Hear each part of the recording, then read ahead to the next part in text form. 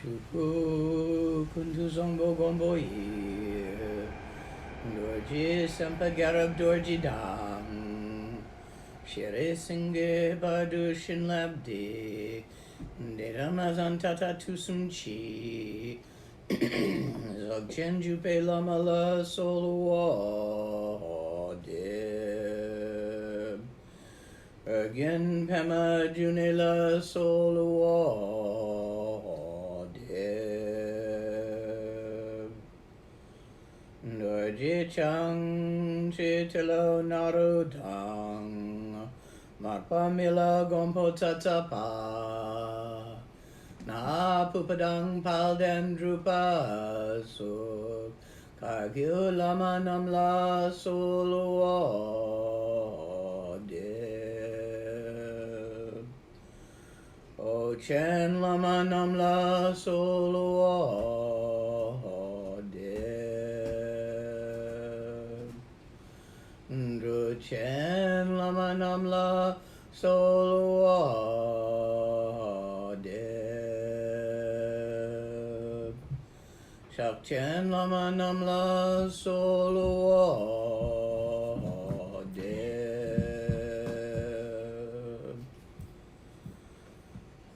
Yon rundang yendo lama namla solo de Palkondu shangdang yerme pa Gungarab dorji shin pa Jetidang nisume pai Palamanam chetente chong.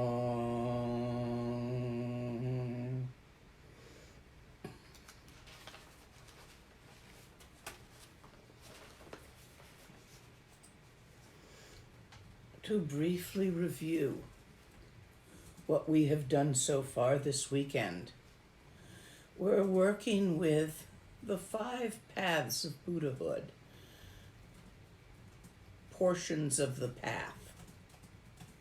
The path of Buddhahood divided into 5 categories, 5 parts. A mind-made division, no more real than any other thing mind-made. The first being Solam, path of accumulation, the creation of gewa, together, of course, with the avoidance of digpa. This is done, and this contains all the, no, not all the doings, but all the pre-Mahāmudrā doings involved in accumulating sonam, loosely translated as merit. With the understanding that accumulating means creating, and the accumulation is for all life in the universe, not for oneself personally. With the understanding that merit, sonam, that which is accumulated, refers to bits existing in time and space, no more real than any other things that exist in time and space. And yet, for as long as one is invested in outcome, vitally important, these bits of open-minded, open-hearted relaxation created among sentient beings create the cause for the happy accident of enlightenment. When that path has been well done, although it is never complete, the path of accumulation is never complete until there is no longer an investment in outcome. because there is no longer a belief in outcome, in occurrence, nor is there anyone to experience these occurrences. As one begins Mahāmudrā, one begins with learning to control the mind. If you are familiar with Zen, the 9 bulls of Zen talk about this process. Because from beginningless time, your thoughts, feelings, and perceptions have been all over the damn place without any control on your part of what happens or even how you react to it. For what happens arises for you in your story of what is going on around you, according to your karma, and you make decisions and react according to your habit patterns and your karma. So until you have an ability to control your mind and control being no more real than any of other of these, but until that ability is developed within the mind stream of the time stream, you are having very little free will. You're just reacting to what you think is going on. And the story you tell yourself is according to your habit patterns, your pagchas, your neuroses, and your post-traumatic stressors, and you make decisions according to that, causing it to repeat itself ad infinitum. And there is very little free will in this happening. But at some point, you realize the power of mind. Mind is the king of you. Of the 3 divisions, categories, mind-made categories, of the existor, body, speech, and mind, it is mind that tells the body what to do and the speech what to say. Once you recognize this, a feeling that this mind, like a wild horse, like a thieving dog running here or there with the meat, like a wild, unbridled horse, needs to be actually under your control rather than you under its control. And so you go find a pebble. And the easiest, simplest way to learn to control this mind, the mind of the personality, the little mind, the mind that is no more real than any more of these, is to get it to hold still and stop running all over the place. So you rest down with the pebble. You focus your eyes on the pebble, nonetheless allowing them to blink as necessary so you don't dry out your eyeballs. In a quiet place, without other external stimulation continuously occurring,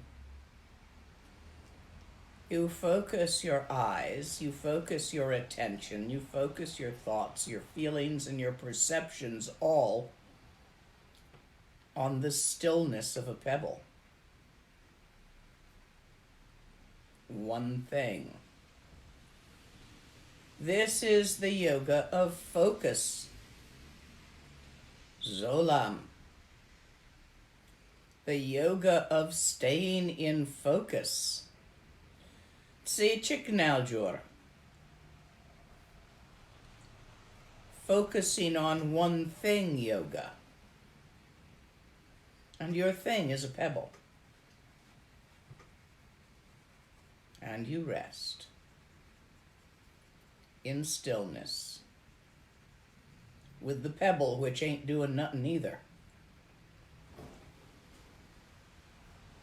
when that ability to rest in stillness with a single focus has matured, you take away the pebble. Remaining in focus without a thing to focus on. Remaining in stillness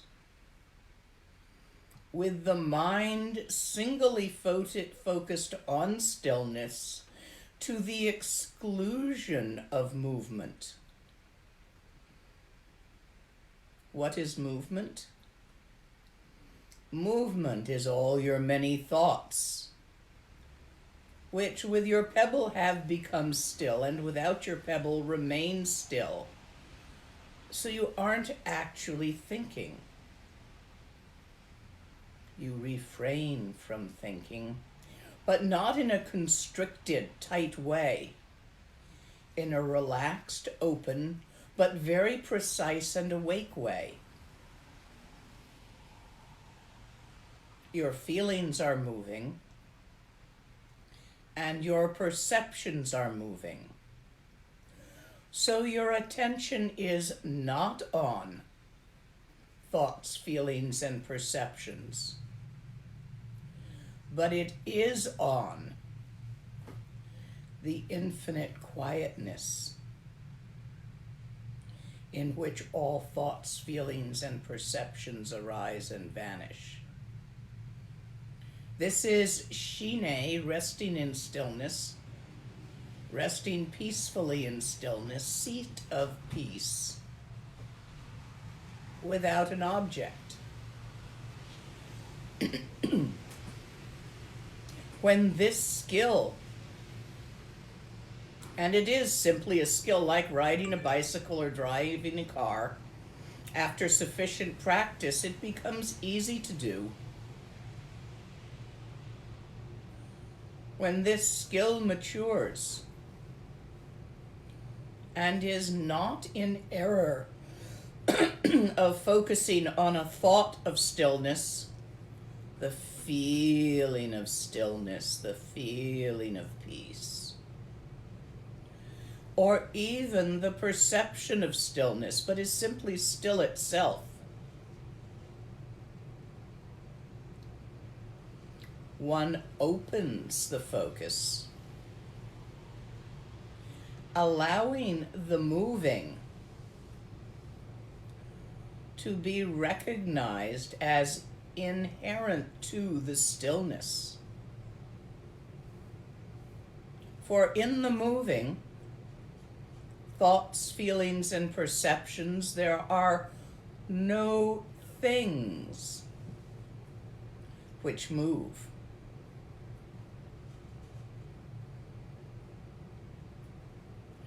This is the yoga of dancing stillness, of moving stillness, called Trultra Naljor.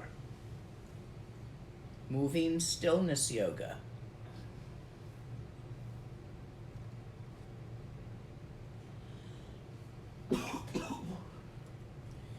The awareness, which is still because the attention is focused on stillness, expands to allow the moving to be included in that without moving. For the moving is empty, the stillness is empty. And in this way, this emptiness is reflected in the awareness via the attention, so that all three, moving, stillness, and awareness, go to emptiness. This is where Shine, or rather Zolam, path of staying in focus, matures into Tonglam, path of seeing as it is. This is where Trultra Naljor is completed, and the Mahāmudrā meditation of Lantong arises.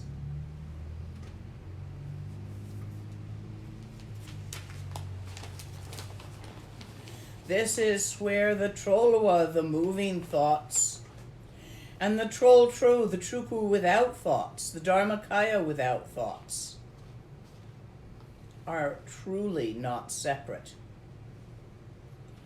For the Trollwa, the moving thoughts, recognize, understand the Troll True, Dharmakaya without thoughts. And in that adventine recognition, there are no thoughts. This is where your mind stream is changing. Your mind stream is changing because all your thoughts, which are determined by your karma, which are determined by your habit patterns, are now being determined by a different habit pattern, rather than the habit pattern of the wild thieving dog running about here and there looking for food to steal.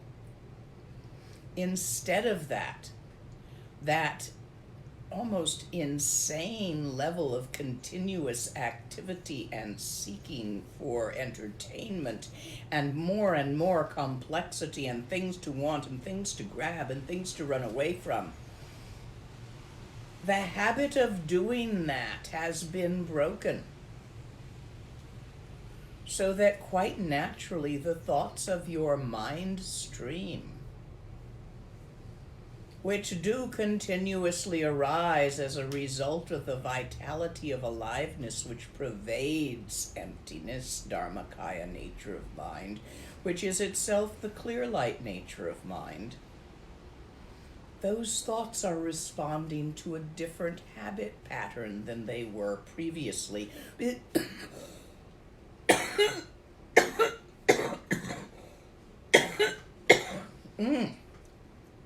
Here I'm getting enthusiastic and drooling.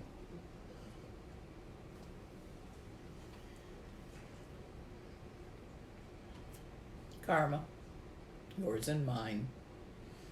Karma is often shared. The thoughts have changed. Thoughts arise according to the habitual way you think. I have a friend who always thinks about fault. My friend is very busy all the time making things not her fault, because there is a sneaky little habit pattern in her mind that keeps trying to arise, that it's all her fault and she's terrible. And because she tries so hard not to have it be all her fault, she assigns fault to someone else, when half the time it's just the fucking weather. And there's nobody at fault. This habit of it always being another's fault keeps this friend trapped in helplessness as a victim, rather than allowing her to see the opportunities that arise for making changes and having a more comfortable life.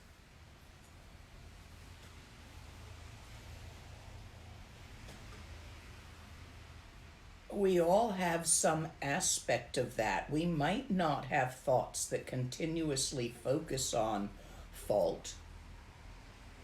They might continuously focus on the suffering of sentient beings because we have discovered pity, compassion. And obviously, sentient beings do suffer greatly. And within that, we are constantly thinking about the poor things and the horrors, so hard that we never see the flowers and the joys that arise in life. By working with your pebble and then without your pebble, you have changed the habit pattern of your moving so that it is now moving differently. This takes time. It is no longer moving in wild, crazy, uncontrollable ways where you think of weird things like killing kittens and you can't stop obsessing, or whatever weird shit is your personal thing.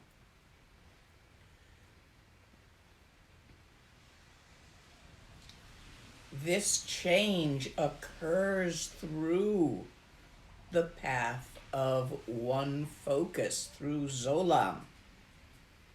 And when this change has occurred in your mind stream, which is your personality, which is who you think you are, which is no more real than anything else,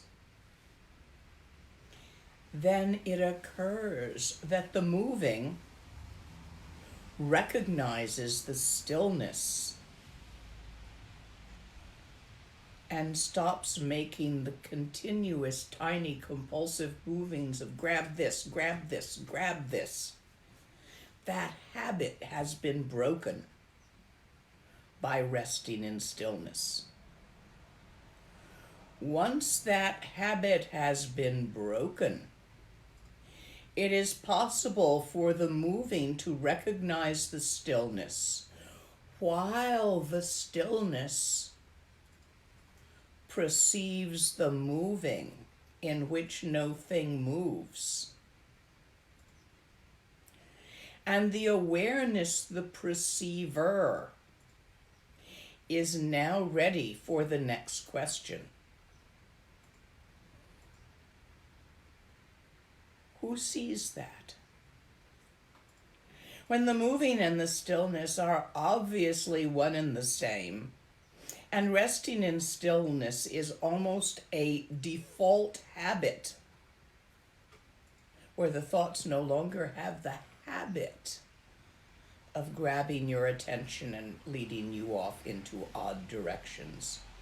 And you no longer grab at this idea or that idea, this feeling or that feeling, this perception or that perception, because as a result of path of focus, your personality has changed.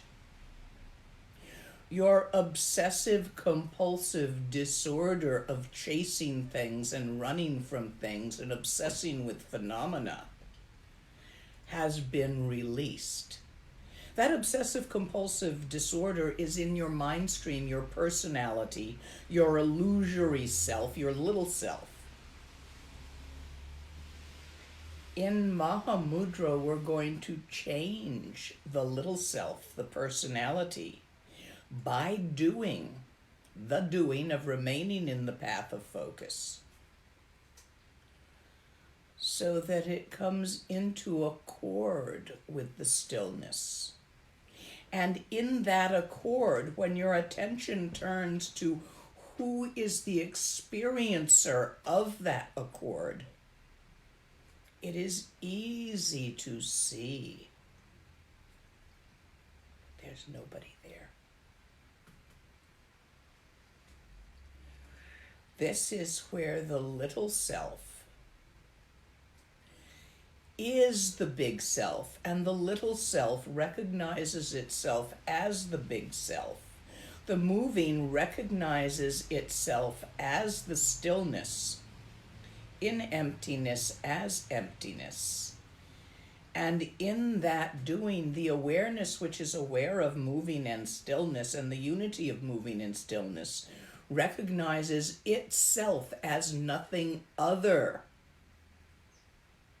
than the dance of moving stillness.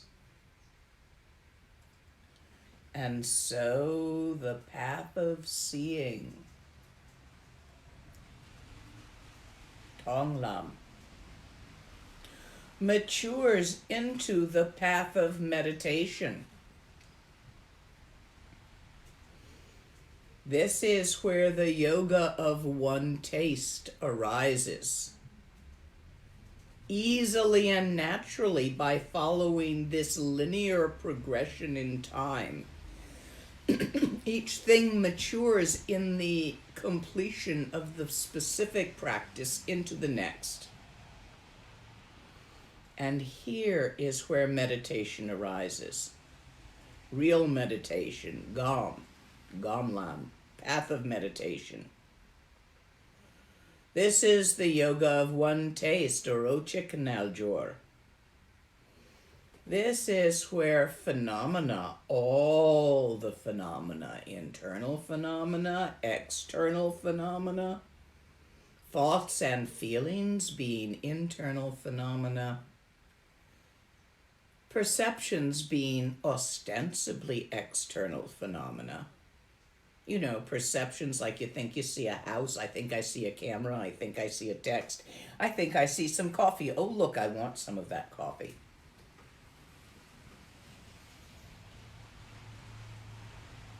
Perceptions being all tangled up and in no way actually separable from thoughts and feelings. As the thoughts and feelings go to emptiness, so do the perceptions. And the perceiver, for in the yoga of one taste, the perception is the perceiver, creating the perceiver as the perceiver creates the perception. External phenomena are not separate from the thoughts about them. The thoughts about them are not separate from the feelings about them. Mind is not separate from its thoughts. This is where those funny accidents start happening to you. Like you forget where the door is and you walk through the wall. Or you're kind of tranced out and saying a mantra walking down a road and there's a boulder in the middle of the road, but you somehow don't notice it and walk right through it.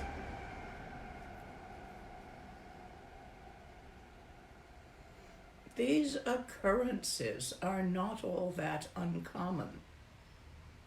One doesn't talk about them much, except historically with the great dead ones.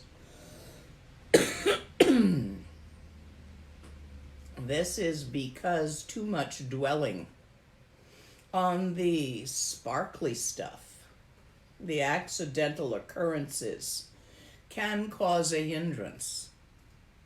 So if you find yourself in this stage, being somewhat forgetful and walking through the wall, try not to get caught at it. To be caught at it is considered embarrassing among the yogis.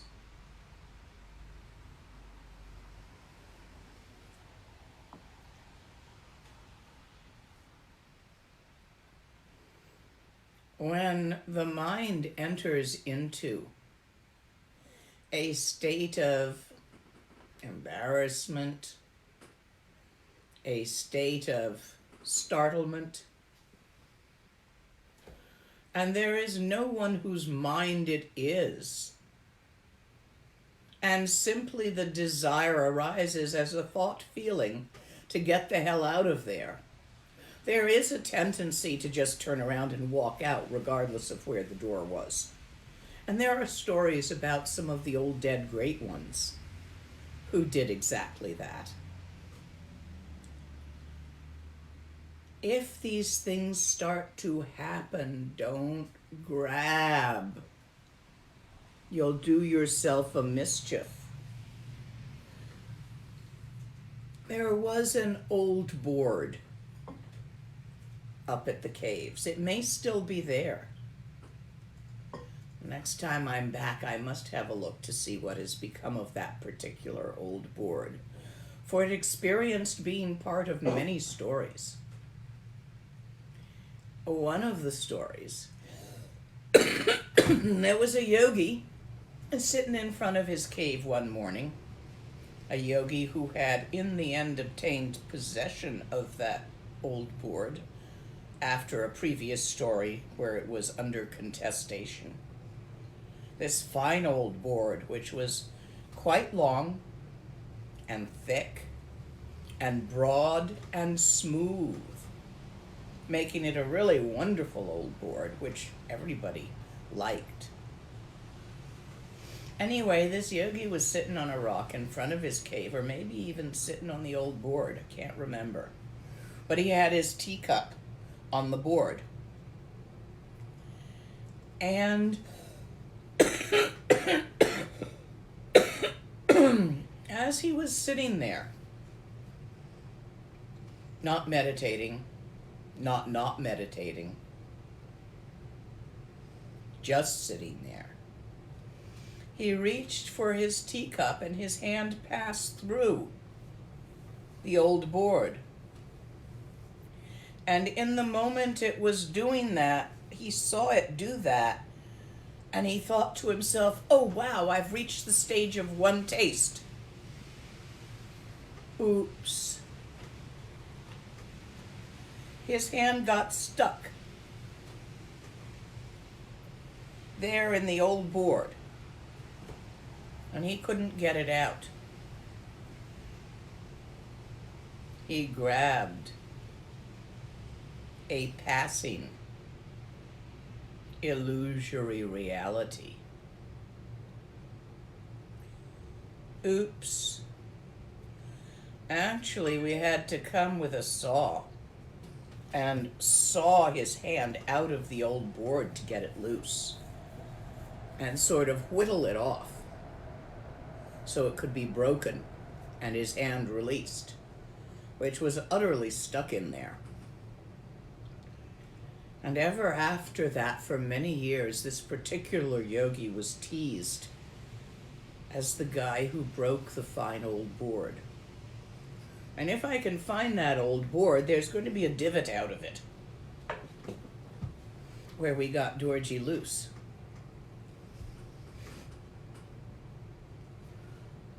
This is one taste. Many of you started this whole path because you wanted to be able to fly and walk through walls and have magical powers. Don't shit me. Young and beginning. Yeah, that's a reason for some of you. You wanted the magic. Well, here's where the magic lives. And I have told you very clearly and precisely how to get the magic. Of course, by the time you get the magic, you aren't still there yourself. Oops.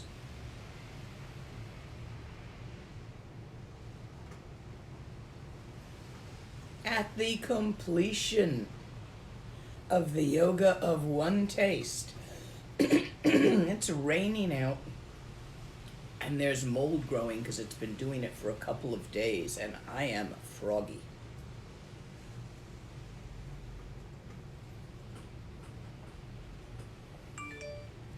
Hot liquids help. When you complete the yoga of one taste, your habit pattern is already changed, so you're not grabbing onto stuff.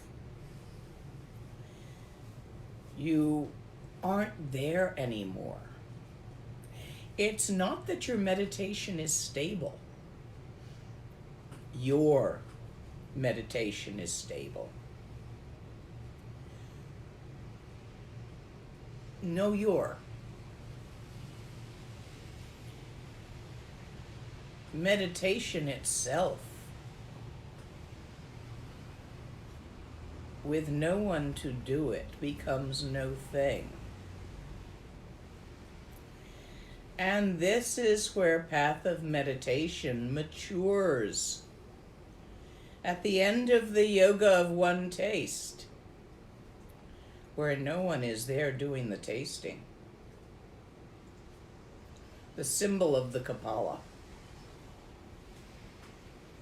Here is where the path of meditation matures into the path of non-meditation. And here is where not doing, because there's no doer other than the done, comes in. This is Gourmet Naljor. non-meditation yoga.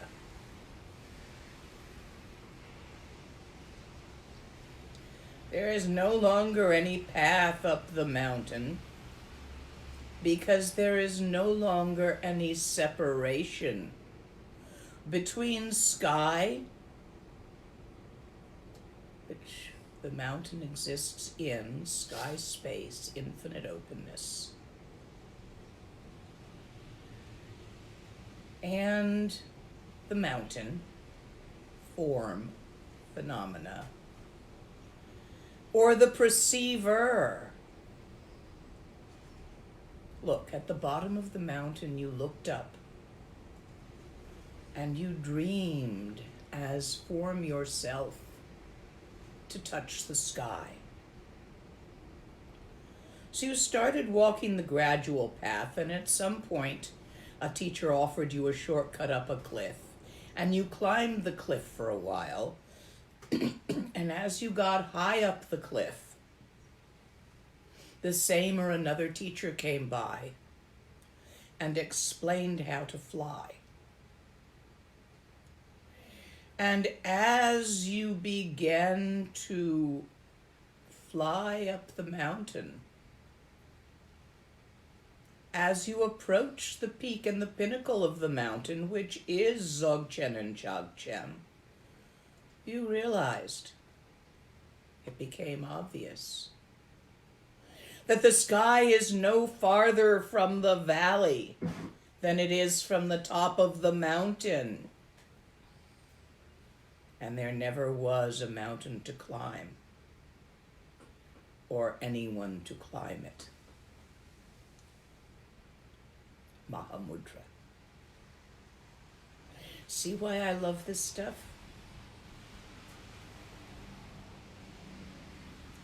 It's so obvious. And yet, if you just stand there in the valley at the bottom of the mountain, yelling, "But the sky is right here, why can't I fly? But the sky is right here, why am I still stuck to the earth?" Then get yourself a pebble. They're all over the earth.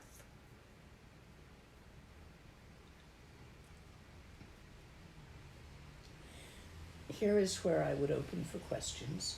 Okay. Have any arisen as yet? Oh, yes. What should I do when I stare at the pebble and my vision blurs and I see two pebbles? Blink. Next. If applicable here, will you explain the interaction between gewa and digpa?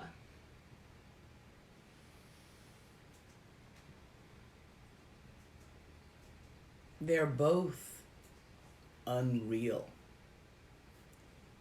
Simply existing as a description of how you pattern the pattern within time and space, which itself is not real.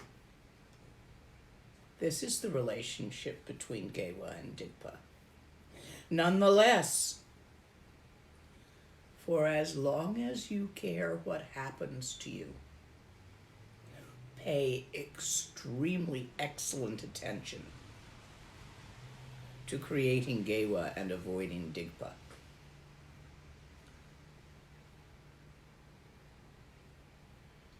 Next. A thought came up yesterday that perhaps I want to be enlightened in order to be special, different, and admired. What to do? That's a thought. Treat it like any other thought. Would you say that it is possible to feel the energy channels disentangling? Pretty often when I meditate in a way that thoughts are not engaged, I have some kind of kinesthetic sense of lots of disentangling going on. That's fine. However, be aware that that is a perception and no more real than anything else. But nonetheless, from the aspect of there being a walker on a path, a sentient being and dharma, yes, that is happening. And yes, you might be able to feel it. But it's no more real than anything else. Would you recommend doing Nundro for accumulation of gewa, or is working with K-rim sufficient? Nundro is part of K-rim. There is not a separation. It's just one part. Whether you create gewa by working as a healthcare professional or in a grocery store so that we can be fed, or you create gewa by doing 100,000 prostrations, your choice. Both work. Don't forget to dedicate the merit. Don't hoard. Notice that there is gewa being created, or digpa, by every action you make. And offer it up and out. Always. I find it easier to focus without an object. Can I skip working with an object, or rather try to do it before working without the object, the pebble? Yes, that may be an idiosyncrasy for you. Give it a try, but if focus does not occur and you keep thinking, get a pebble. When you say, quote, the movement in which nothing moves, end of quote, do you mean nothing moves because the movement is inseparable from the stillness? I mean nothing moves because there's no thinginess anywhere. Object is actually got nothing solid in it. Molecules, molecules, atoms orbiting each other, electrons, neutrons, protons, quarks and Husama watches it, and gluons holding them together. There's nothing in here, either in Western science or in Tibetan philosophy. Things do not actually have thingness. How do you know there's a pebble here? Since we're using a video, you cannot smell it, taste it. It's not making a sound, although, there, now you heard it. You see it. You think you see a pebble. Actually, this is a little piece of phimo, of modeling clay that I've carefully formed in the shape of a pebble and baked because I didn't have a pebble to hand. It's really plastic. Want to buy a bridge? You see, all of its pebbleness is arising in your mind is what you think it is. If you were a tiny little ant coming upon that, you would think it was a boulder. All the pebbleness of the pebble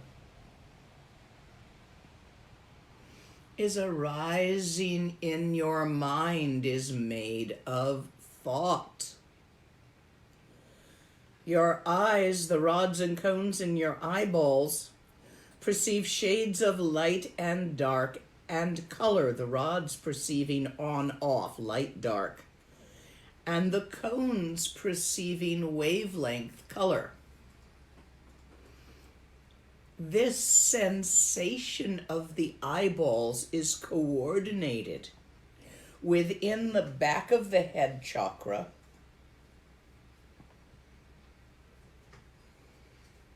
and as such, that coordinating of that arises an image, creates an image. And that image, in its moment of arising, you're going to name it. Anything I pick up that you have seen before, There is an automatic thing going on in your mind where you identify the object.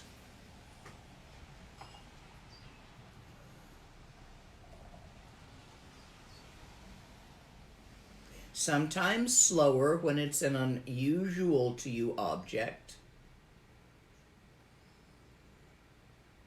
What is this?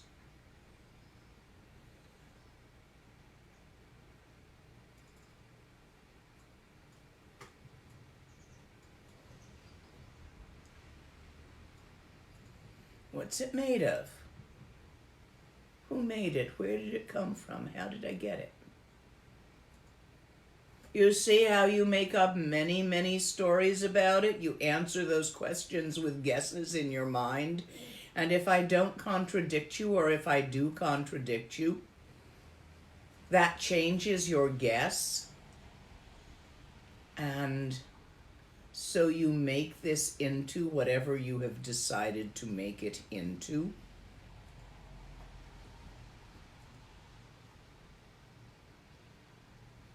See how you do that? Objects do not exist outside of your mind. There are no things there that can be separated from thoughts and feelings. The perceiver in the path of one taste recognizes that it cannot separate itself from its mental occurrences. It is created by its mental occurrences,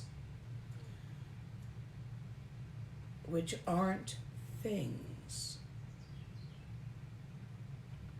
And that's how you walk through walls.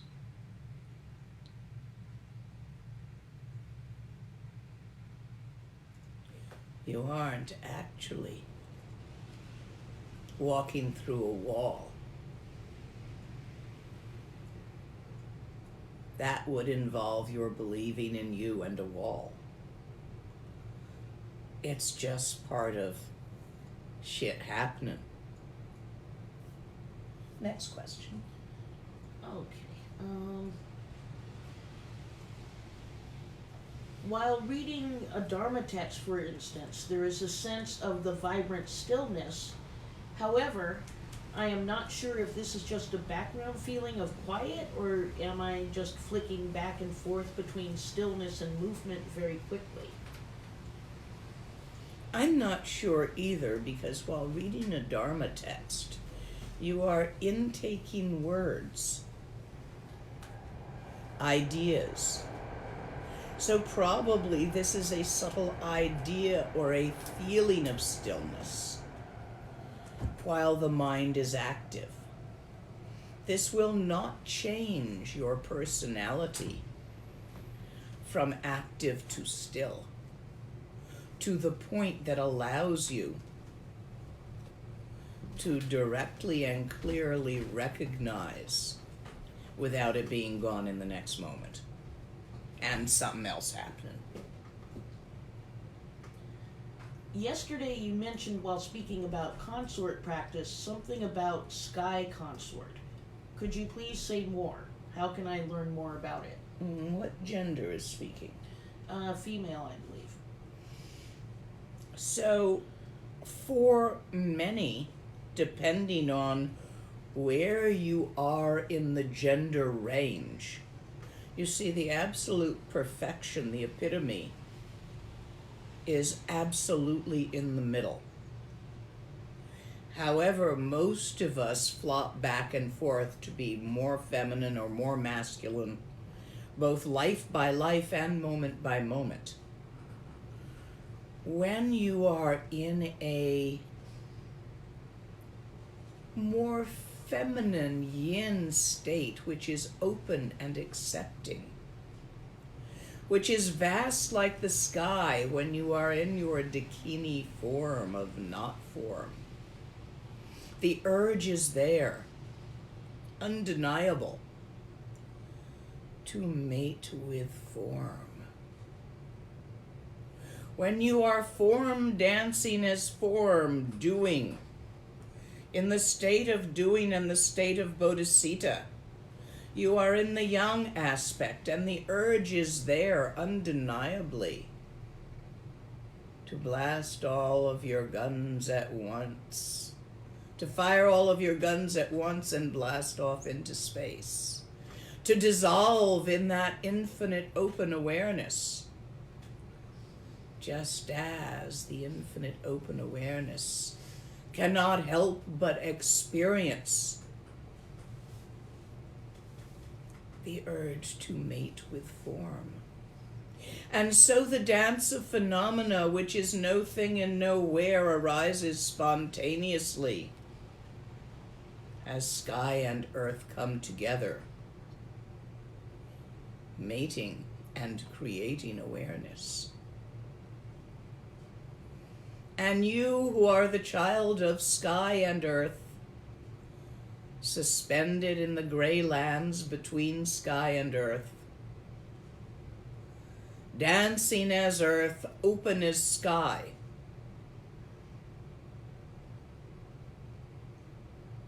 notice who you really are.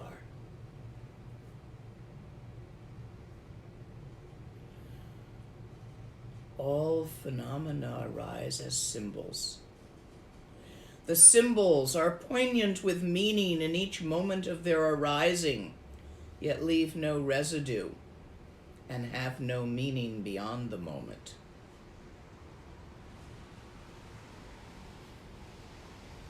Dance in emptiness as emptiness. Khandro, Powell. If I have been practicing Dzögchen, but listening to you now makes me wish to practice Mahāmudrā, am I just jumping around? Been practicing a long time. Perhaps you are not completely satisfied with how your Dzögchen practice works and feel attracted to the linearness, the easy do this, then this, then this of Mahāmudrā. In which case, go ahead. It won't hurt you any. But start at the beginning. Because we miss certain things in Dzögchen. It works, but it works somewhat differently and much less linearly. Dzögchen, I'm standing at the bottom of the mountain with you yelling, "Fly, fly, just flap your arms, you'll fly." And nobody quite understands the instructions of what is meant by flap your arms. That was an analogy, it's not literal. Please do not go around flapping because you think I said so. Next. Can we get a copy of the text? Is it available online? What text? I'm not working from a text. I'm working from an oral transmission and some scritchy notes. Okay. Could you explain about the meaning of Kapala, how a yogi uses it? A Kapala signifies one taste. A yogi uses a Kapala in ceremony for the holding of Dutsi, the medicine which purifies all ignorance.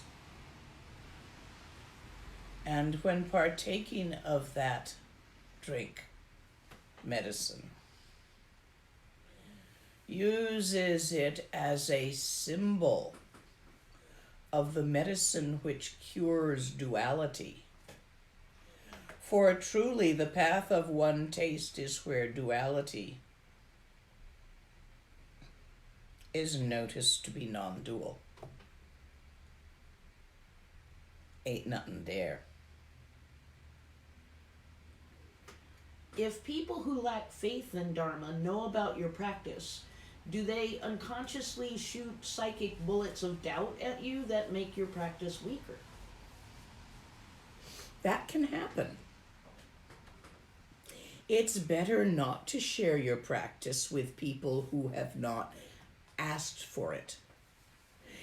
and to keep your description of it among those who ask, such as your mom, within what they are comfortable with. Do not show off. So if your mom is a Christian and asks about your practice, you might emphasize the doing of kind deeds, of loving kindness, since that part agrees with many of the open teachings of Jesus, and there's nothing there to fight with. Do not get into arguments about your practice. That will definitely interfere. While brushing teeth, there seemed to be a unity. Brushing teeth was happening without a sense of doer. Is this just effortless habit, or could this be a doorway to lactong? This is effortless habit. And you want the same thing to occur, that level of effortless habit, with stillness. That's why you do a lot of practice. To create effortless habit of meditation. Because right now you have an effortless habit of distraction.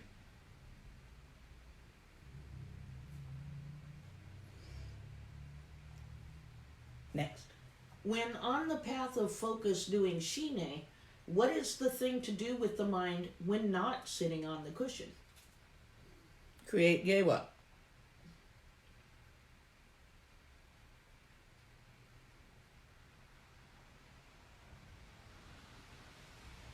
Do your sadhana.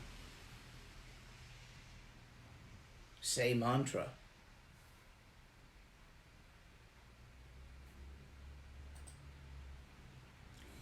Shine, at least that stage, until you get up into tonglam, is done on the cushion, and it is encouraged to be done in retreat or semi-retreat, or at least a lot.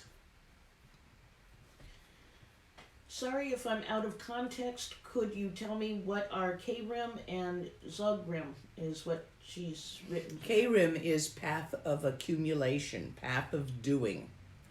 All the doings like nundro and circumambulating and saying mantra and volunteering in a soup kitchen. All the doings. Dzögchen is path of completion. It is a not doing. Practicing, I experienced focus, but not separate stillness and movement. Rather, being awake within a space where there's no difference between aspects of stillness and sparkling movement, like a vast playground of unnamed, unstuck dancing bits of... Keep going. You're going in the right direction. Keep going. You see, if you do not separate clearly in your mind, separate does not mean shove one over there and the other over there. You're not doing that little test where you get a pile of wheat and barley and you have to separate the two grains to see if you're ready to learn to read. This is not that. By separate, I mean clearly see the difference. Otherwise, the idea of the sparkly dance will be taken as the sparkly dance. That's what we do in daily life. We take our ideas as real and solid. The idea of the stillness will be mistaken for stillness and will not stabilize. On the subject of space and flying, I have a recurring flying dream. I ascend with ease, but there are power lines above me which often get in the way. I feel this is related to my inner tantra practice. What might those power lines represent? Knots in your channel. Frizzy bits. That's the end of the questions. Okay. So at this point, having given you an overview of the path and how to practice it, which is not from a text, although I'm sure there are many texts, but was an oral transmission from Wangdo Rinpoche to me. And he received it from the 16th Karmapa. And the 16th Karmapa received it from that I don't know who gave him his Mahāmudrā teachings. Someone would know. It's probably out there on Rigpa Wiki or something, who the 16th Karmapa's teachers were. If you're really interested, I would go look it up. Or you can go look it up.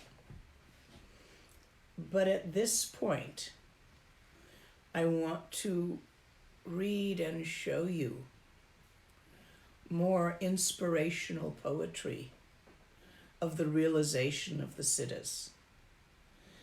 This bit is Sarahah. There's a really good story about Sarahah getting stuck in Shine without an object for 12 years.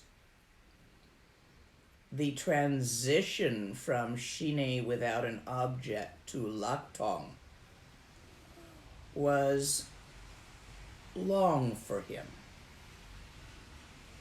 Nonetheless, he went all the way. When he was a young meditator, he was very good at Shine, at entering the stillness and being still in the stillness.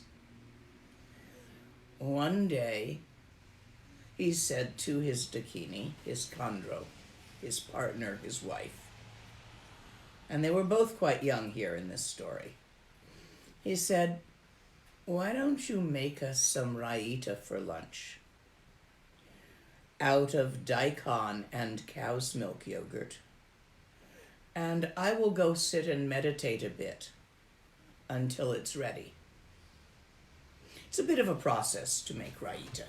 You have to chop it up very small or grate the vegetable, mix it with the yogurt, add the proper spices. First, you have to roast the proper spices before you add them, so it'd be a few minutes. So he went off to meditate and entered Shine without an object. And she made raita. And when the raita was done, she went to tell him. She opened the door to the room he was meditating in and made noise and said something to him, and he didn't move. He remained in Shine. So she figured she'd come back and check a bit later, which she did. He was still in Shine. So eventually, being hungry, she ate her share of the raita, checked on him in the evening after having made his supper. He's still in Shine. So she ate the supper, finished the raita. You always make more. Anyway, that went on with her checking on him occasionally and him not coming out of Shine, resting in Shine without an object. That went on for 12 years. Whether in that time she dusted him or threw a cloth over him to keep the dust off is not in the story. However, pretty much she went about her daily life and checked on him occasionally. I suppose it was rather restful not having a husband with needs. After 12 years in the morning, in the winter, this had been in summer when daikon and cow's milk was plentiful, spring, summer. Anyway, about 12 years later, in the winter or late autumn, he wakes up, comes out of Shine. Oh, that was a nice session. So, where's that raita, wife of mine? And she looks at him. He's like, "What? Why are you looking at me like that?" And his husband, "You've been in Shine for 12 years. It's winter now. Raita is out of season. Because cows don't give enough milk for you to have that much yogurt in winter. And daikon is not in season. It's not like in America where everything gets imported from all over the world. It's what grows locally, that's what you eat in that time of year. So she says to him, you've been in Shine for 12 years. There's no raita available now. What are you talking about? And he said, oh my, 12 years, really? Oh my. I guess I'd just better go up the mountain to a hermitage and continue. And she said, husband mine, you've been in Shine without an object for 12 years, neither progressing nor deteriorating. What difference is it going to make if you do it on a mountain, in a hermitage? And then he thought to himself, she's got a point there. And he realized he was stuck in Shine. And that acknowledgement, that realization, allowed him to progress into Trultra Naljur, and through that into Laktong, Trultra Naljur, yoga of dancing stillness, through that into Laktong, and through that into one taste and non-meditation. She has always been counted among his teachers.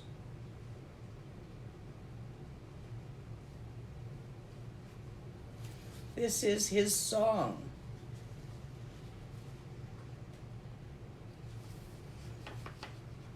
Dohashana Mahāmudrā Ubashidasha. That's Sanskrit. Treasure of the Oral Instructions of Mahāmudra is the title in English. We bow to the glorious Vajra Dakinis. Vajra, adamantine, unbreakable, unshakable. Dakini, sky dancer, symbol of infinite open awareness. We bow to the unborn, undying, primordial awareness from the true essence of the three jewels, Dharmakaya, Sambhogakaya, Nirmanakaya. First, while resting in the natural state, recognize the three ku. Recognize, notice the infinite, open, vast expanse of emptiness, no thing, which is Dharmakaya. The innate to that vitality, awakeness, lucidity, luminosity, the clear light nature of that. Your very awareness, the you that perceives that, the awareness seeing, the seer which sees, Rigpa, Sambhogakaya. And the shiny shimmer, the sparkle of that clear light in its infinite, playful, sparkly creativity, in which no thing arises, Nirmanakaya. See this as it is, Dharmata.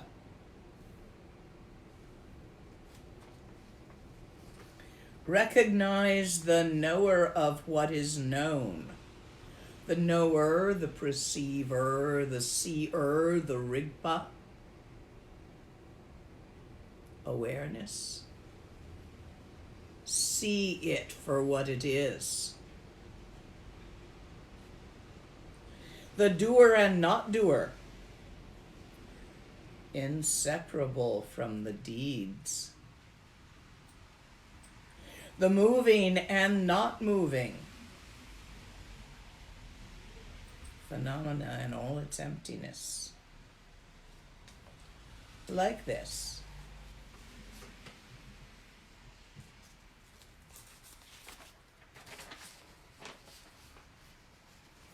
Seeing both real and unreal appearance, all of it without exception self-arising in infinite space, in all times and outside of time, forever unwavering, even by naming sky space, the word sky space. You cannot find the infinite sky existing in any specific place. Being and not being. Is and isn't aren't. And one transcends all concepts of form.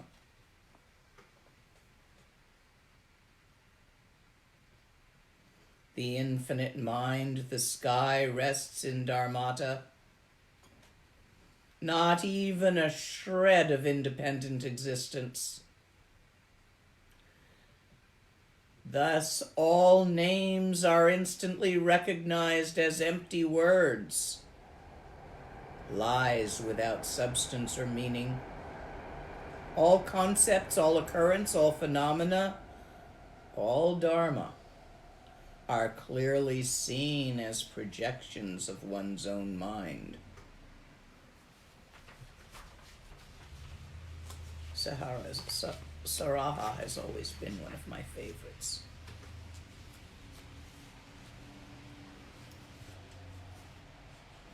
Without the existence of mind, who can understand phenomena? And Dharma is included as a phenomena. Mind and Dharma. Who is the perceiver? Who is the perceived?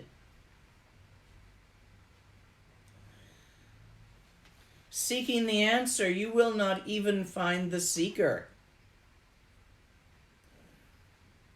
Throughout the three times, unborn, undying. This reality, emptiness forever unchanging, the innately natural state of great bliss, where all appearance perception is Dharmakaya. All sentient beings are all Buddhas. All events, all karmas, have always been the Dharma Dhatu. To examine the nature of reality is no different than examining the horn of a rabbit. And when Rinpoche was teaching this, after he had taught this part, I went out and got him a stuffed jackalope. If you are unfamiliar with jackalopes, they are a mythical creature that was made up as a legend somewhere in the American West. And they are jackrabbits with horns. They don't exist. But they make these stuffed rabbits, or I think they make them not out of real fur, but real looking, with attached sort of deer horns. So I got him one and told him that we had horned rabbits out in the West joking around, and then admitted that it was made up. A few days later, in his room, he had set it down on the dresser. It had a pillowcase over it. I said, Rinpoche, why is there a pillowcase over your jackalope? He just looked at me and looked at it and shook his head and said, it bothers me.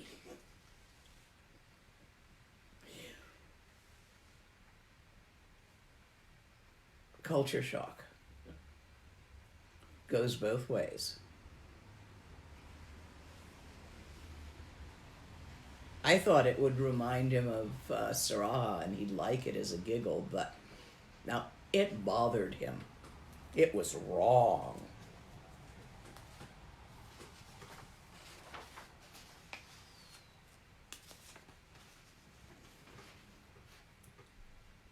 To mention, to bring up the confusion of beings who are fooled by appearance and do not recognize suchness. Alas, even though all-pervading light of the sun in a cloudless sky is always there, to the eyeless, the dark seems eternal. Even though suchness pervades everything, confusion goes on and on. Beings who have not recognized the not mind, even the accomplished, are completely trapped. No different from a man bound to his delusions, or bound to the wheel of his delusions. Powerless, purposeless, creating his own misery, grasping beliefs, believing thoughts, pursued by their own demons to complete exhaustion. Are we talking about us? Sentient beings? Powerless, purposeless, creating our own misery, grasping our beliefs, believing our thoughts, believing that things are the way we think they are, pursued by our own demons, our own fears and paranoias, to our complete exhaustion, looking for safety which does not exist because you're all going to die anyway.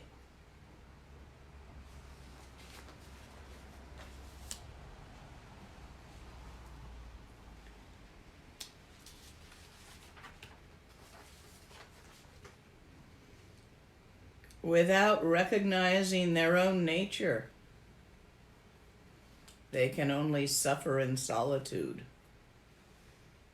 For loneliness itself is a direct result of not perceiving the interconnected, interpenetratingness of all life. In that perception, loneliness is an impossibility. Not only is there no one to be lonely, but there is no singularity.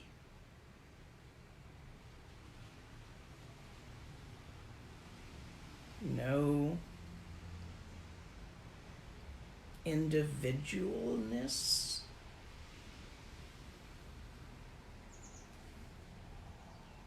So there is nothing to lose, nothing to gain. Some beings cling to the delusion of intellectual explanations. It's like this. Is it like this? Or like that?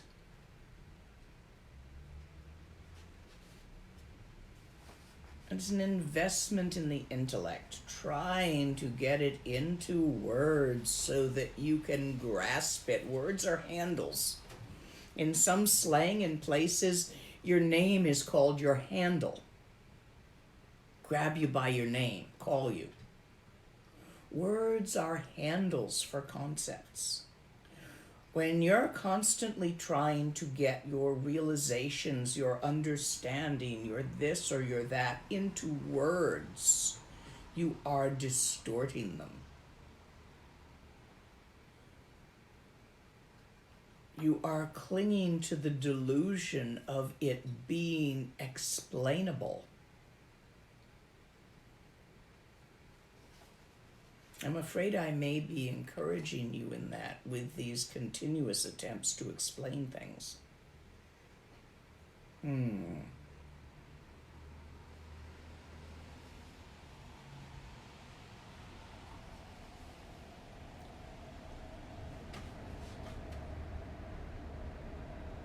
It doesn't fit in the words.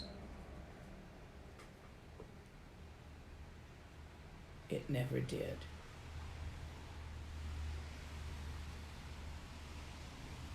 The words might point you in the general direction of natural mind, but they'll never go all the way. Natural mind is not like this or that.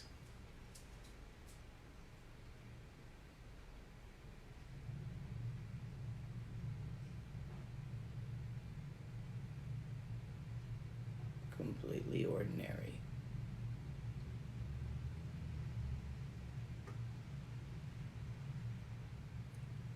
Nothing special.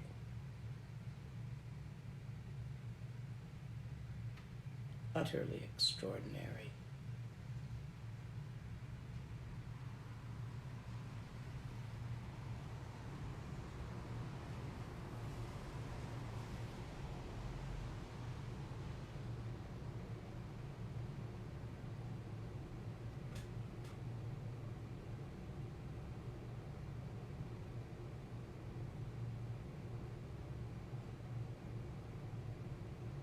Follow the words where they point. Let them go. There is nothing here to hang on to. Nothing to stand on. Nothing to see and nothing to be.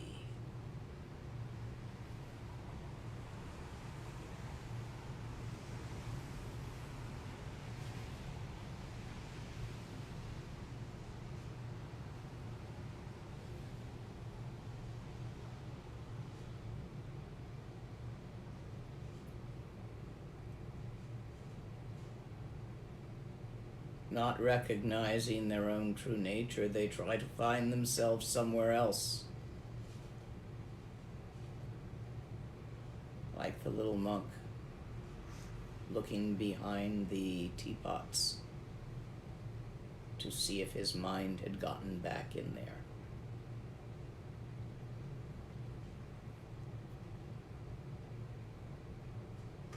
Some believe the images of forms to be real.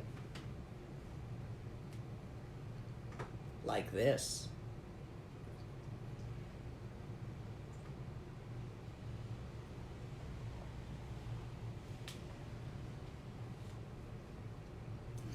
Have you ever practiced dream yoga while on a diet?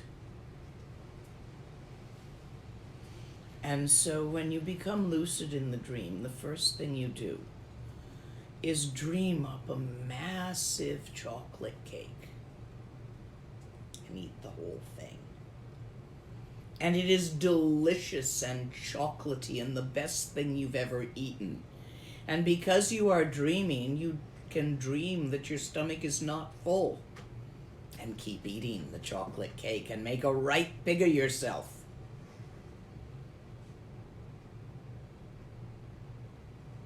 You don't have to believe in it to enjoy it.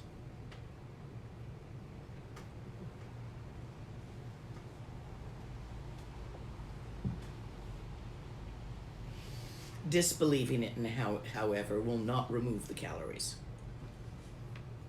A little practicality in there.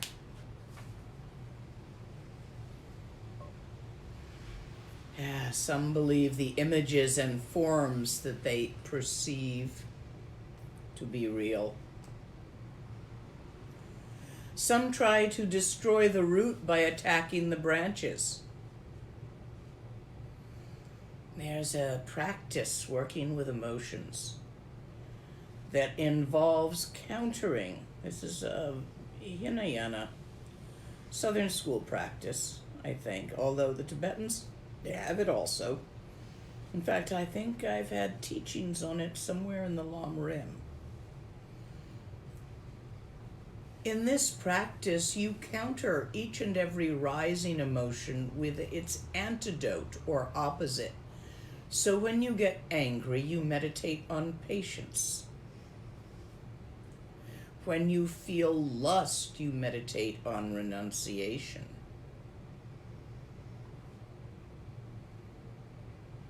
When you feel jealousy, you meditate on inclusiveness and sharing.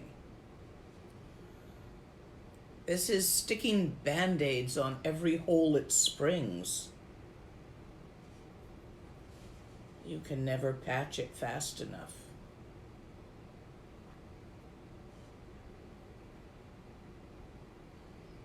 Those who try to destroy the root by attacking the branches. However, I will say for that practice, if you do something long enough, it will change you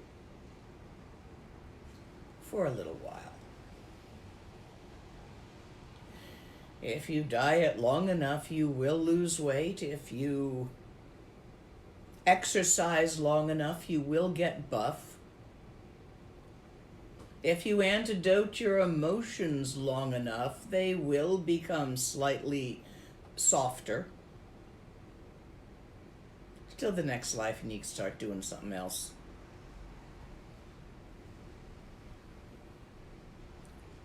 You're not steering your boat. You're just drifting wherever the wind blows you.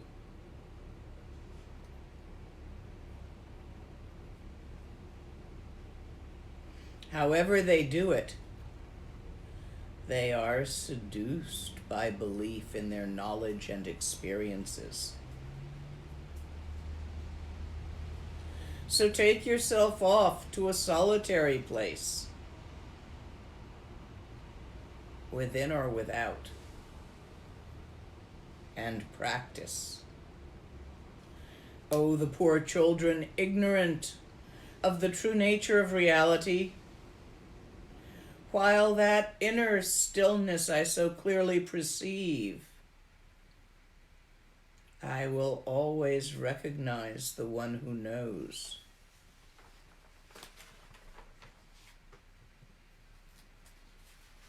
Because one has found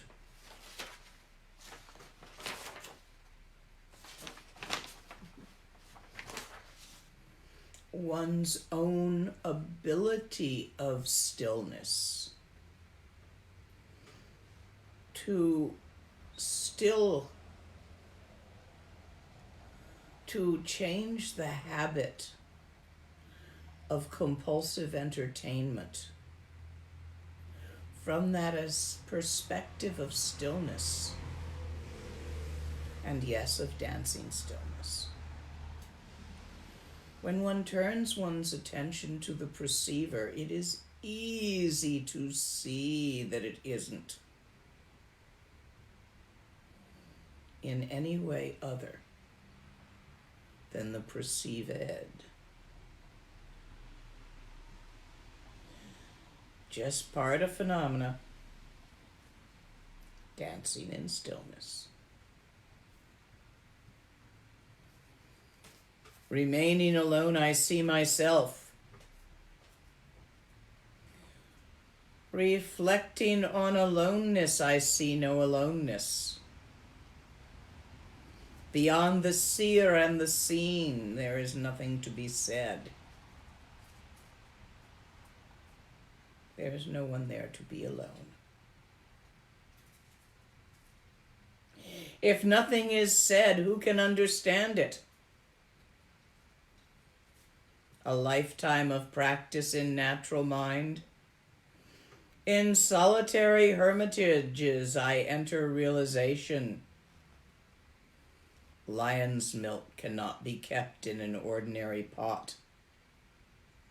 And when the lion roars in the jungle, all the wild animals flee in fear, except for the lion cubs who come running joyfully, recognizing their mama.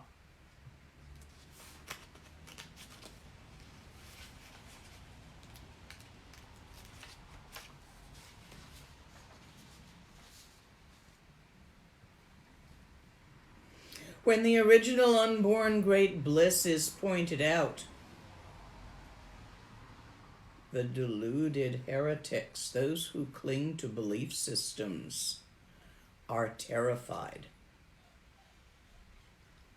They will attack it or flee it, depending on their personality. But those who are ripe experience such joy that their hair stands on end, recognizing your mother as the great mother ocean of Dharmakaya and resting joyfully in her arms.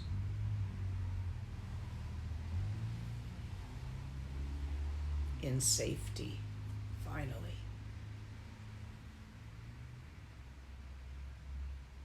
where there is no thing to fear or anyone to be afraid.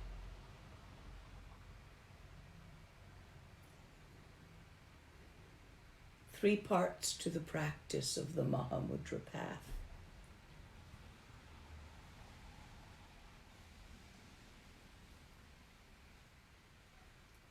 First, regarding the certainty of tawa, there are also three parts. Oh, with undistracted mind, let the self look upon itself. It is the undistracted mind that matters here. That's why the pebble practice is first. Think of it as a nundro. Recognize your own true nature. Once you know what you really are, even distraction itself is simply a sign of its arising. Recognize the ongoing self-liberation of great bliss. All your dreams of joy and sorrow. Wake up and see it. Since your selfness has never been real, give up your belief in all your hopes and fears. This ongoing recognition is the sign of realization. The essence of Dharmakaya includes both samsara and nirvana. There is no longer shoving and grabbing, nor any hand to do that.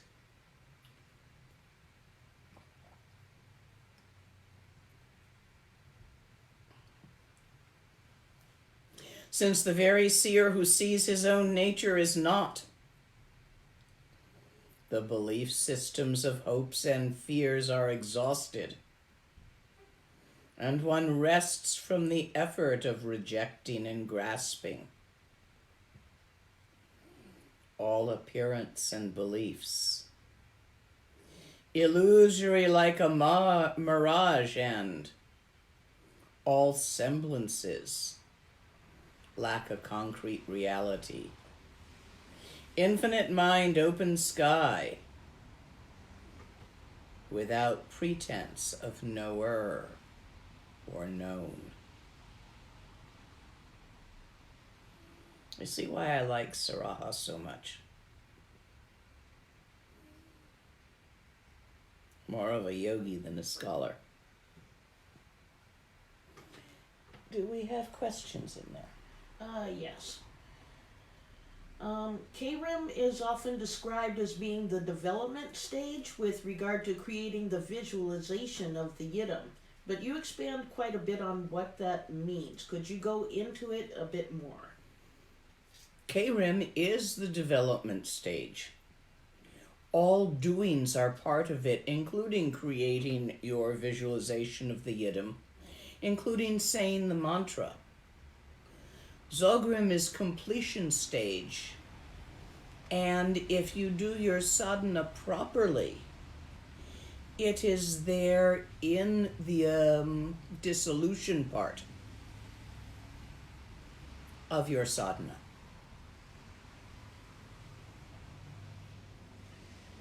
Could you speak about Tigli?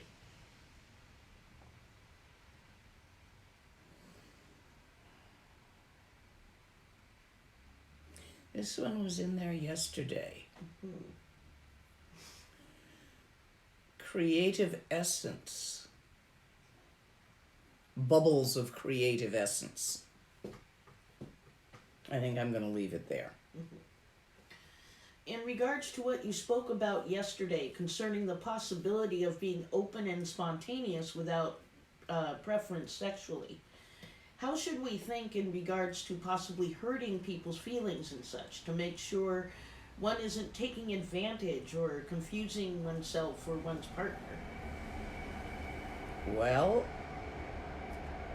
consensuality is really, really important. Don't be doing anything with somebody if it's not what they want to do. Which is pretty simple. And don't get yourself into complexities, such as trying to have an open relationship with a monogamous individual. Doesn't work. Some people are monogamous, some people aren't. You gotta respect it.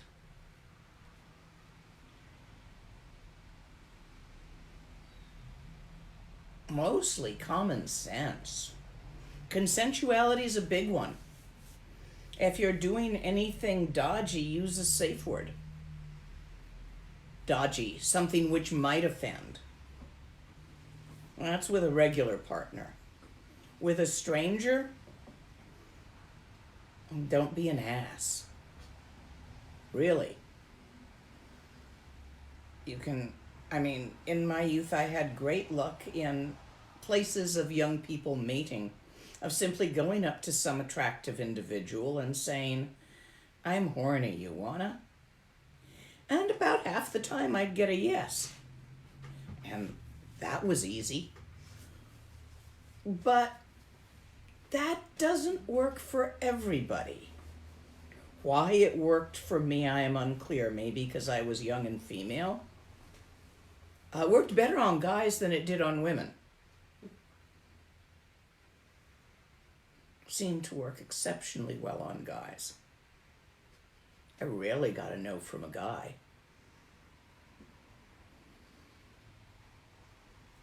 Basic good manners. I'm not sure where you're going with this. Consensuality, safe word, good manners, and common sense.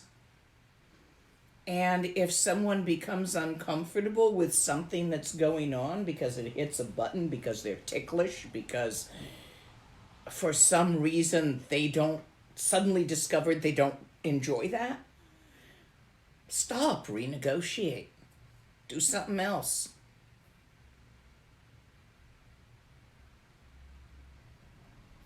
Best I can give you on that one.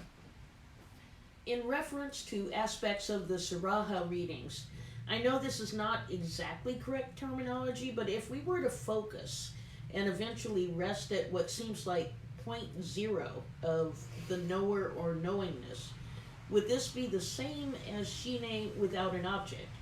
If not, what is this? It would be very much, I think, as you're describing it, as 0.0 would be Shine with an object. 0.0 being your object, it's a point. Now, let go of 0.0 and just be there. That's Shine without an object. This is really basic, but I would like to hear a definition of Sadhana.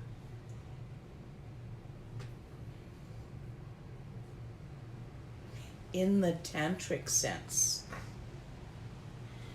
A sadhana is a series of recited and visualized. I don't know, it can be also gestures included. Symbols that lead your attention via the subconscious to innate nature of mind. Usually involved is visualization of images made of light and of different movements, different things made of light moving and light coming and going. Often involved is sound and recitation, singing and mantra, certain tunes, certain sonics. And frequently involved is gestures and mudras.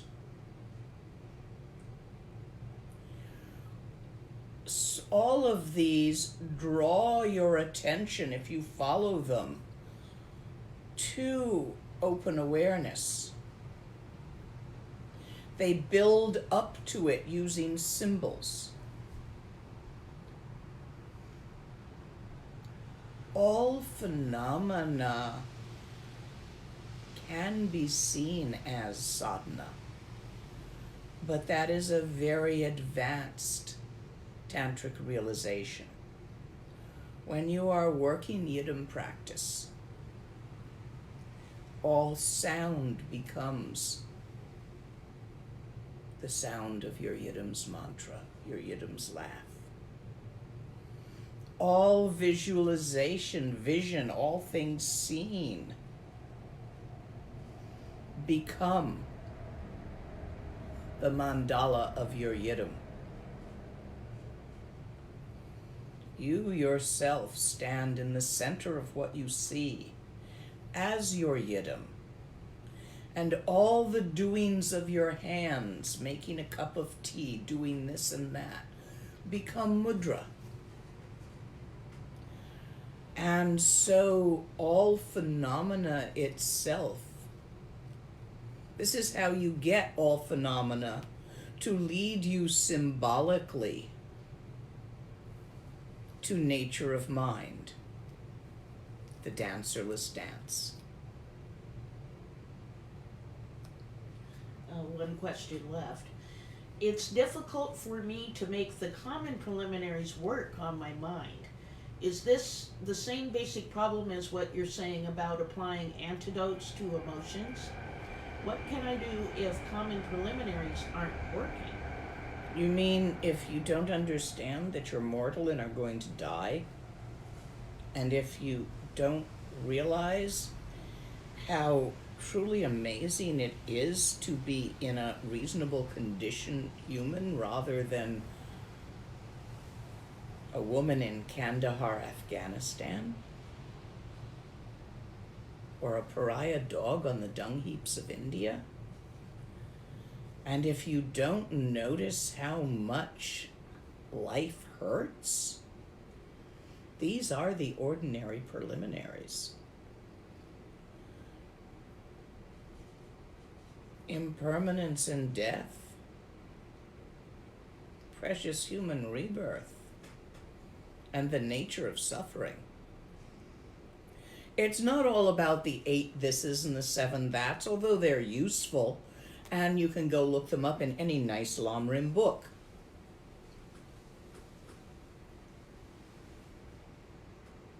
But the basic is, hey, life hurts and then you die.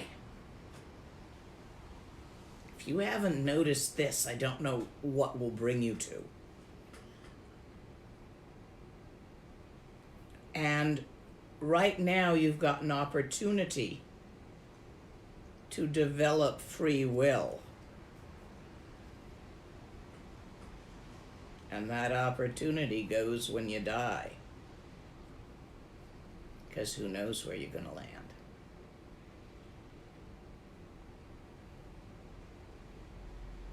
That should seem as obvious to you as it does to me. If it doesn't, think on it some.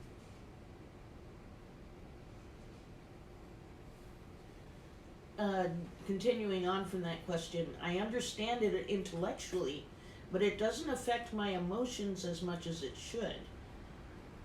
What do I do if my emotions aren't moved by, I guess, that realization?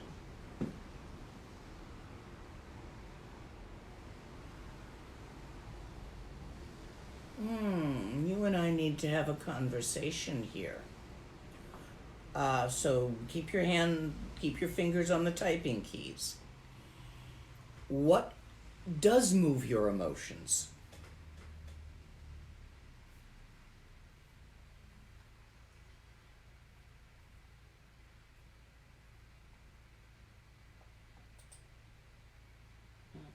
No reply yet. Let's see. Tell you what, so we're not wasting everyone else's time, because this is we need to work on this. It may be that what you think should happen is happening, but you've got the wrong idea of should. Or it may be that your emotions are stuck on something else. Would you email me, please? And over the next week or so, we will talk about that by email. My email should be listed on here somewhere. I think I'm done talking at you. I have given you the entire Mahāmudrā teachings. But you can lead a horse to water, you can't make him drink. My first teacher, Lama Yeshe. He was such an amazing teacher. He used to, this is an analogy, grind the food and place it gently on your tongue. Manipulate your jaw a little bit for you with a bit of massage and stroke your throat while you swallowed. And then say, how wonderful of you to have eaten that. That was how his teachings were. Truly, truly amazing. I highly recommend that you read any of the books by Lama Thupten Yeshe. They go in. He had that ability. Great siddha, great siddha.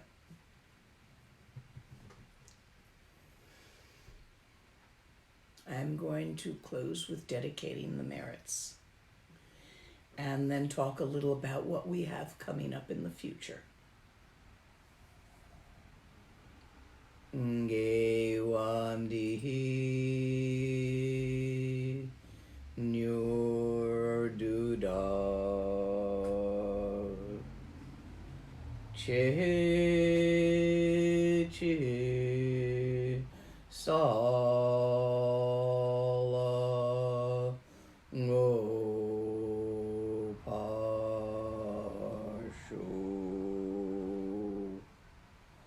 Still froggy and can't carry a tune. Heartfelt though. It'll do. Stop trying to be perfect. The next thing coming up. Where to put it? I keep putting things down here and there. Some of us who have had the Wong are going to get together and do a ceremony of Ngudrup Jungma in the 21 Taras in the Surya Gupta lineage. She is the 20th, and she is the best for fevers and illnesses, recurring fevers. She's the one that we will do a ceremony for the current coronavirus contagion and hardship being suffered around the world by this. To participate in the ceremony, you must have had the Wong for her. And this is Surya Gupta lineage. And we will be doing the ceremony on Zoom. However, depending on what is technically possible, we may be able to invite the rest of you to simply attend and enjoy the benefit of our work while supporting us by doing the Green Tara mantra, as they're all contained in the Green Tara. So this will be announced on the website once a date and exactly technologically how we're going to do it is known. And an announcement will go out on Facebook, which you can pass down to each other through the assorted ways you're letting people know about that. I'm thinking it'll be not this coming week, but maybe the one after, before we start the European stuff, which starts with an open teaching on Dzögchen in Vienna. And after that, as we refine what I'm actually doing and in what way, the different things on European timing will be arranged. We're working on it. If any of you wish to become a sponsor to one of the yogis and yoginis and merge your practice with theirs, and many of them are quite strong practitioners, send me an email that you want to do that. And if here at the end any of you wish to offer dana, there is a button on my PayPal, a PayPal button on the website that allows you to do that with ease. And I think that's it. Have I forgotten anything coming up or that I needed to mention for the future? I think you covered it. We're good then. Thank you for being with me. In the next day or so, I will be going over all the comments and see if anything is unanswered, and probably answering it right in that comment section. So if you ask something and I missed it in talking, check back in a few days on the comments in there, on your comment where you asked it, and see if I've posted an answer to it. And there we have it. Thank you.